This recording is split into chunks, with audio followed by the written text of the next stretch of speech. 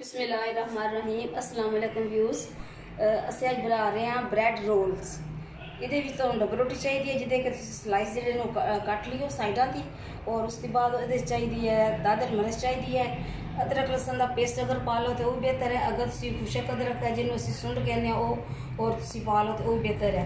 ਨਮਕ ਹਸਬੇ ਜ਼ਾਇਕਾ, हरी मिर्च, धनिया, पुदना और हरे गंढे ने। ठीक है, इन्हें तुसी मैश करना है बल्कि कुटना है जिस तरीके से करना चाहते हो। और आलू ने ठीक है। इसके बाद जे ब्रेड क्रम्स ने,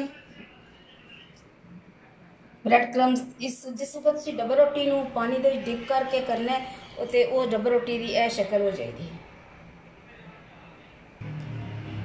अच्छा, ये जी चीज़ा ने तुसी ये ग्रैंड करनियां ने, तुसी चाहे मशीन च कर लो चाहे जिस तरह आम देसी तरीके नाल असीं कट्टने आ कुट के नाल कर लो।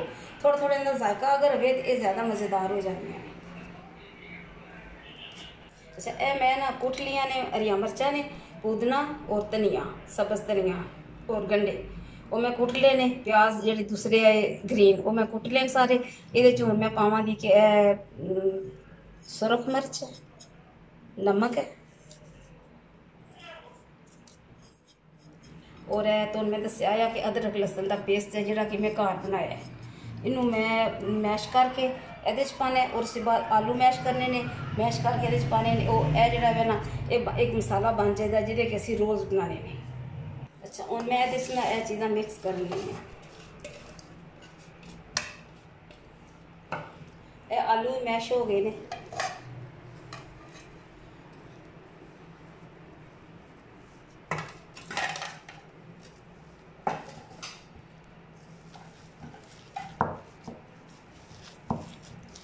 डबल रोटी कुछ मसाला जात जेडे मैं तुहानूं दस चुकी हाँ और ये आलू ने। इन्हां च कोई अंडा वगैरह कुछ भी नहीं पाना है और बेहतरीन बनन दे तुसी बना के तकियो और अच्छे बनन दे। इहदे नाल तुसी चटनी हो जाए, दही दी हो जाए, चाहे टमाटो कैचअप हो जाए, चाहे कोई चीज़ तुसी बना सकते हो, रख सकते हो। रोज़ियां में तुसी ऐसिया चीज़ां ने कि जिहड़ियां तुहाडे घर तुहाडे किचन च हमा वक्त हर वक्त मौजूद होंदियां ने। ठीक है। अच्छा, यह तुसी हुण लैके थोड़ा थोड़ा इहदा जिहड़ा बने मसाला इहनूं तुसी रोल करना है। ठीक है।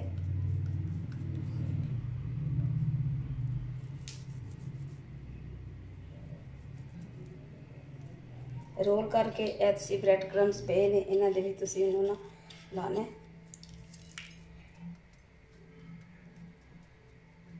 और फिर तुसी इहनूं इहदे च डीप करना है।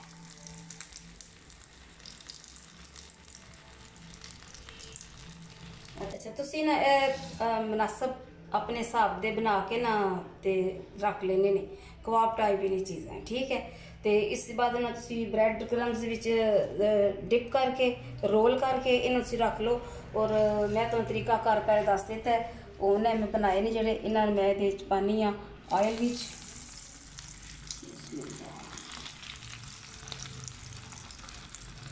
और तुसी बनाइयो जरूर। ऐसी रेसिपी है कि ये तुसी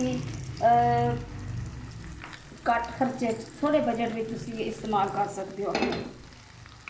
रोज़ाना तो खैर नहीं होंदी है तो तुसी रोज़ियां विच कदे कदे बनाओ। और इस तरह करना है कि मैनू फिर तुसी मैनू दसना भी है कि ये कैसे बने ने, अच्छे बने ने। मैनू थोड़े इन्हां चीज़ां इंतज़ार रहेगा। उसके बाद ये है कि कोई छोटी मोटी टिप्स जी है मैं वो भी तुहानूं देना चाहांगी। वो ये टिप्स है कि किचन दे विच तुसी अपने शहद और सौंफ, उसके बाद गुड़, सिरका यह चीज़ां रखा करो। इन्हां दे नाल किचन दे विच जिहड़ा होंदियां चीज़ां रिज़क वधदा है और अल्लाह ताला बरकत दिंदा है। बहुत सारे इहदे च शहद और सिरका सारे रसूल सल्लल्लाहु अलैहि वसल्लम दी भी पसंद दी गज़ा है। और घर विच ना भी किसी का सालन पकिया होवे तो तुसी शहद नाल और तुसी सिरके नाल खा पी सकते हो। ठीक है।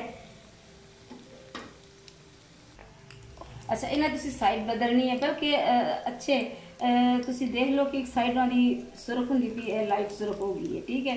इसके बाद तुसी दूसरे देखो और ये बस इस तरह करने कि टुटन ना है। इन्हां कोई अंडा वगैरह नहीं है, कोई चीज़ नहीं ऐसी पाई है। देख लो अंडे के बगैर भी कितने अच्छे बन गए ने।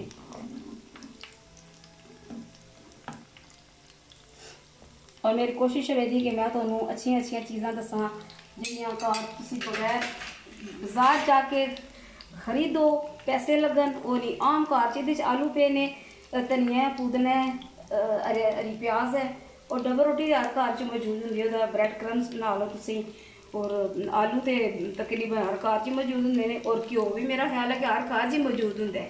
तो तुसीं ये चीज़ां बना के मैं दसना जरूर बना के और मेरे चैनल नू सबसक्राइब करना है और मैनू दसना है कि यह कैसा बनया है। मैनू अपनी दुआवां याद रखियो। इंशाअल्लाह फिर मुलाकात होगी। खुदा हाफिज़। अच्छा ये तैयार ने हुण इहदे नाल तुसीं दही है, दही दे विच तुसीं थोड़ा जिहा सफेद जीरा पा लो, काली मिर्च कुट के पा लो और बड़े मज़ेदार होगा। थोड़ा जिहा नमक भी पा लो बेशक अपने ज़रूरत के मुताबिक, जायके के मुताबिक और बहुत मज़ेदार बने ने। तुसीं इंजॉय करो दे और इहदे च है कि इतना खर्चा नहीं है। मैं इस वास्ते बनाए ने कि बहुत ज़्यादा लोग इस तरह कहते हैं कि खर्चा होंदा है इन चीज़ों से, इस वास्ते ठीक है।